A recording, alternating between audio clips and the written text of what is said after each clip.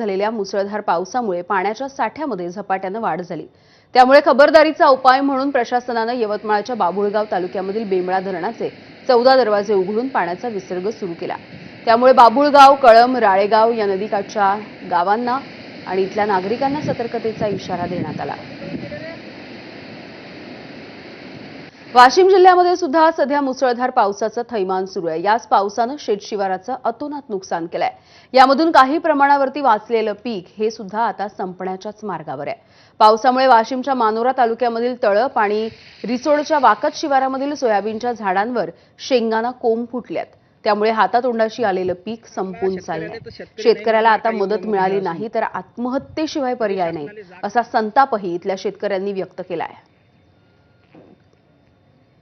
अहो शेतातलं पाणी हटायला तयार नाही। 3 महिने झाले आज पाणी पण हटायला तयार नाही। तुम्ही मदतीच्या नावाखाली सर्वे करावं लागले, निकष लावा लागले। काय गरज आहे त्या निकषांची? निकष ह्याच्यावरती हे नुकसान गेलेलं आहे। हे निकषात बसण्याच्यापेक्षा जास्त झालेलं आहे, त्याच्यापेक्षा जास्त नुकसान झालेलं आहे शेतकऱ्यांचं। तुम्ही कुठलेही निकष न लावता शेतकऱ्यांची परिस्थिती, मनस्थिती लक्षात घ्या।